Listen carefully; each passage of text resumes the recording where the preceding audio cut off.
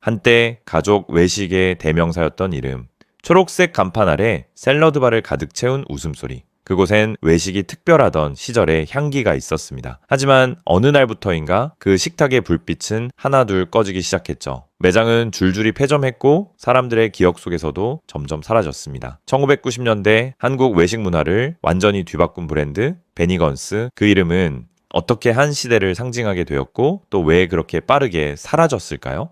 지금부터 그 시절의 식탁을 함께 돌아가 보겠습니다. 1970년대 미국 스테이크 하우스는 있었지만 가족이 함께 즐길 수 있는 편안한 외식 공간은 드물었습니다. 그때 한 사람이 등장합니다. 노먼 브링커, 외식 산업의 혁신가였습니다. 그는 이미 스테이크 앤 에일로 성공을 거뒀지만 거기서 멈추지 않았죠. 음식만큼 중요한 건 그 음식을 먹는 순간의 분위기다. 그 한마디가 새로운 브랜드의 출발점이었습니다. 1976년 조지아주 애틀랜타에 그는 또 하나의 레스토랑을 여는데요. 이름은 베니건스. 브링커가 꿈꾼 건 단순했습니다. 가족과 친구가 함께 웃을 수 있는 펍. 당시 미국에서 펍은 어른들의 공간이었지만 그는 그 문을 모두에게 열었습니다. 아일랜드 펍 특유의 따뜻한 조명, 짙은 목재 인테리어, 초록색 간판, 그리고 잔 부딪히는 소리와 웃음이 어우러진 공간. 그곳은 사람들이 하루를 마무리하는 장소가 되었습니다. 메뉴도 독특했습니다. 고급 레스토랑처럼 느긋하면서도 패스트푸드처럼 부담이 없었고요. 빠르지만 품격 있고 값은 합리적이지만 경험은 특별한 곳이었죠. 새로운 개념의 패밀리 레스토랑이 탄생한 순간이었습니다. 수많은 메뉴 중에서도 전설이 된 건 몬테크리스토 샌드위치. 햄과 치즈를 넣은 샌드위치를 프렌치 토스트처럼 달콤하게 튀겨내고 슈거 파우더를 뿌린 뒤 딸기잼에 살짝 찍어 먹는 메뉴였습니다. 조금은 달콤하고 조금은 짭조름하게. 인생도 그렇죠. 그건 단순한 메뉴 설명이 아니라 브랜드의 철학이었습니다. 가족과 친구, 일상과 여유가 공존하는 공간. 그게 바로 베니건스였죠. 1980에서 1990년대 미국은 전례 없는 경제 성장기를 맞았습니다. 교회마다 쇼핑몰과 패밀리 레스토랑이 들어서며 외식은 일상의 일부가 되었고요.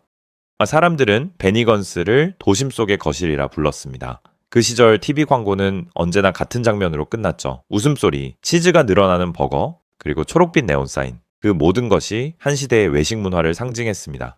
브링커는 단순한 사업가가 아니라 외식 산업의 설계자였습니다. POS 시스템으로 효율을 높이고 직원 교육과 서비스 매뉴얼로 브랜드 경험을 표준화했죠. 이후 그는 칠리스와 아웃백 같은 캐주얼 다이닝 브랜드들의 성장에도 큰 영향을 주며 미국 외식 산업의 판을 새로 짰습니다. 사람들은 음식을 먹으러 오는 게 아니라 자신이 소속감을 느낄 수 있는 공간을 찾는다. 베니건스는 그 철학의 첫 번째 실험장이었습니다. 1990년대 초 베니건스는 미국 전역에 300개가 넘는 매장을 운영했는데요. 영화와 드라마 그리고 수많은 사람들의 기억 속에 베니건스가 있었습니다. 1995년 서울대학로 붉은 벽돌 외관에 초록색 간판이 걸린 낯선 이름의 레스토랑이 문을 엽니다. 베니건스, 한국인에게는 생소했지만 동시에 설레는 이름이었습니다. 그 시절 외식은 이벤트였는데요. 생일이나 기념일이 아니면 가족이 함께 식사하러 나가는 일이 드물던 시대였죠. 그런 한국 사회에 베니건스는 서구식 라이프 스타일을 체험할 수 있는 공간이었습니다. 넓은 테이블, 유리잔에 담긴 레모네이드, 샐러드바를 채운 형형색색의 채소와 드레싱, 프렌치 토스트처럼 달콤한 몬테크리스토 샌드위치, 육즙이 흘러내리는 스테이크. 그곳은 단순한 식당이 아니라 하나의 문화이자 경험이었습니다. 대학로 1호점을 시작으로 강남, 명동, 부산, 대구로 빠르게 확산되며 전국 어디서나 긴 줄이 늘어섰는데요. 1997년 방문객 100만 명 돌파하며 이듬해에는 200만 명을 넘어섰습니다. 단기간에 업계의 선두로 자리 잡은 순간이었죠. 하지만 사람들은 단지 식사를 하러 온 것이 아니었습니다. 90년대 한국 사회가 꿈꾸던 서구의 일상 그 자체였죠. 외환 위기 직전 베니건스는 여유의 상징이 되었습니다. 사람들은 말했습니다. 그때 식탁 위에는 음식만이 아니라 행복이 있었다. 하지만 이 찬란한 황금기에도 이미 작은 균열은 시작되고 있었습니다. 세상은 바뀌고 있었고 소비자의 식탁은 서서히 다른 곳으로 옮겨가기 시작했죠. 그리고 그 변화는 한 시대를 빛냈던 모든 브랜드를 집어삼키게 됩니다. 2000년대 중반 베니건스의 식탁엔 더 이상 긴 줄이 없었습니다. 한때 외식의 상징이던 패밀리 레스토랑은 점점 옛날 브랜드로 불리기 시작했습니다. 시대의 흐름도 달라지고 있었는데요. 1인 가구가 빠르게 늘고 사람들의 관심은 건강과 웰빙으로 옮겨갔습니다. 도시락과 배달은 새로운 일상이 되었고 외식은 더 이상 특별한 이벤트가 아니었습니다. 하지만 베니건스는 여전히 가족 중심의 식탁과 1990년대의 감성에 머물러 있었는데요. 넓은 홀, 복잡한 조리 시스템, 높은 인건비와 임대료는 오히려 부담이 되었죠. 소비자는 빠르고 간편한 식사를 원했지만 베니건스의 메뉴는 여전히 무겁고 느렸습니다. 그 사이 애슐리, 아웃백, 빕스, 그리고 수많은 패스트 캐주얼 브랜드들이 시장을 나눠 가지며 경쟁했습니다. 소비자에게 베니건스는 더 이상 새로운 경험이 아니었습니다. 한 번쯤은 가봤던 곳, 베니건스는 그렇게 추억으로 남았습니다. 2008년 미국 본사는 금융위기 속에 파산보호를 신청했습니다. 당시 미국 내 300여 개 매장이 문을 닫았죠. 한 시대를 대표한 브랜드는 그렇게 무너졌습니다. 한국은 별도 법인으로 운영되어 직접적인 피해는 없었지만 그 여파는 서서히 번져왔습니다. 그 무렵 오리온그룹의 외식 계열사였던 라이즈온이 운영을 맡고 있었는데요. 하지만 무리한 사업 확장으로 부실 점포가 늘어나면서 결국 경영 악화를 버티지 못했죠. 2010년 바른손게임즈가 24억 원의 인수대금과 200억 원의 부채를 떠안는 조건으로 베니건스를 인수했습니다. 그러나 기대와 달리 실적은 곧 악화됐습니다. 인수 첫 해에 약 8억 원의 영업이익을 기록했지만 그 이후로는 상황이 달라졌고요. 매출은 줄고 적자는 커졌습니다. 사업을 철수한 2016년까지 매년 약 70억 원대 손실이 이어졌죠. 4년 넘게 누적된 적자는 바른손마저 감당할 수 없는 수준이었습니다. 결국 2016년 2월 서울역점과 롯데 강남점을 마지막으로 모든 매장이 문을 닫았습니다. 공식 홈페이지도 함께 사라졌고요. 그렇게 21년의 여정이 끝났습니다. 그리고 그 시절 같은 길을 걷고 있던 또 다른 브랜드들이 있었습니다. 그중 하나가 바로 시즐러입니다.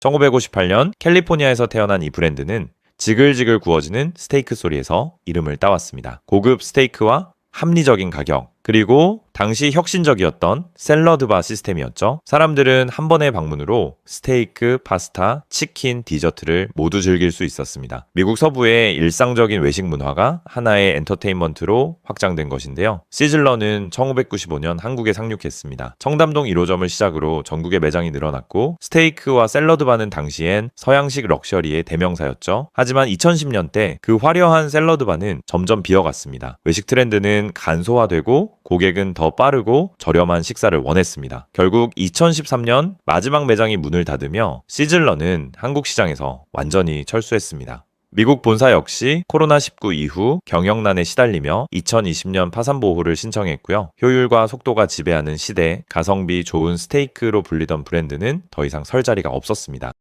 그리고 또 하나 일본에서 시작해 한국에서도 사랑받았던 이름이 있습니다. 1962년 도쿄 교외의 한 식품 슈퍼체인에서 출발한 스카이락은 일본 외식 시장의 판도를 바꿨는데요. 1981년엔 패밀리 레스토랑 업계 최초로 POS 시스템과 핸디터미널을 도입하며 디지털 경영의 선두주자로 불리기도 했습니다. 1994년 CJ 푸드빌이 들여왔는데요. 치킨 도리아, 함박스테이크 같은 메뉴는 합리적인 가격대의 경양식 문화를 이끌었습니다. 하지만 2000년대 중반 이후 CJ는 자체 브랜드 빕스에 집중했고 스카이락은 점점 밀려났습니다. 일본 본사는 여전히 수천 개의 매장을 운영하며 존재감을 유지하고 있지만 인력난과 고령화, 심야 영업 축소 등으로 예전만큼의 활기를 보여주진 못하고 있습니다. 베니건스, 시즐러, 스카이락 이 세 브랜드의 공통점은 단 하나였는데요. 시대를 선도했던 브랜드가 시대를 따라가지 못했다. 손님이 떠난 식탁 위엔 오직 시대의 흔적만이 남았습니다. 그렇게 오늘날 외식 시장은 완전히 달라졌습니다. 스마트폰으로 주문하고 배달 앱으로 식사하며 AI가 취향을 분석해 메뉴를 추천하는 시대죠. 배달 플랫폼은 우리의 위치를 알고 포인트 시스템은 우리의 습관을 기억하며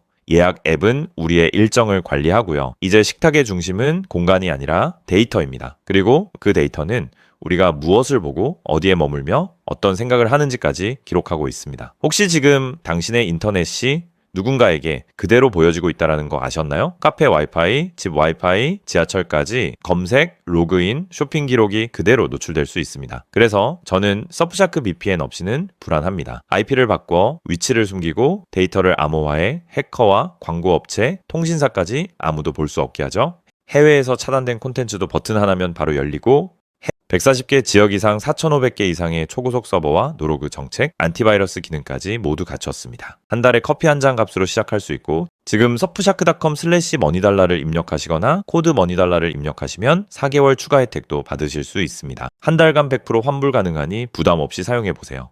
저는 이미 켰습니다. 이제 여러분 차례입니다. 외식의 풍경은 바뀌었지만 변하지 않은 게 있습니다. 여전히 우리는 누군가와 함께 먹고 이야기를 나누며 하루를 채워갑니다. 브랜드의 흥망성쇠 속에서도 그 식탁 위에는 늘 사람들의 이야기가 남습니다. 그리고 지금도 누군가는 말하죠. 그때 베니건스에서 먹던 몬테크리스토 참 맛있었지. 저 역시 어릴 적 베니건스에서 처음 샐러드바를 접했던 기억이 납니다. 그때 느꼈던 건 단순히 맛이 아니라 낯선 공간 속에서 함께 있다는 설렘이었죠. 서로의 얼굴을 보며 웃던 시간, 한 끼를 함께 나누던 그 순간의 따뜻함. 베니건스가 남긴 건 메뉴가 아니라 함께하는 시간의 가치였습니다. 그리고 그 가치가 사라지자 우리는 비로소 깨닫게 되었습니다. 편리함이 늘어날수록 우리가 잃고 있는 것들도 있다는 사실을요. 외식은 배달로, 대화는 메시지로, 추억은 데이터로 바뀌었지만 연결의 본질은 여전히 같습니다. 누군가와 함께 있고 싶다는 마음, 그 마음이 변하지 않는 한 식탁의 형태가 바뀌어도 그 옮기는 계속 이어질 겁니다. 그 시절 우리가 함께하던 식탁, 지금은 어디에 있을까요? 그때의 추억을 기억하고 계신다면 댓글로 여러분의 이야기를 들려주세요. 그리고 더 많은 브랜드의 이야기를 만나고 싶다면 좋아요와 구독, 알림 설정 부탁드립니다.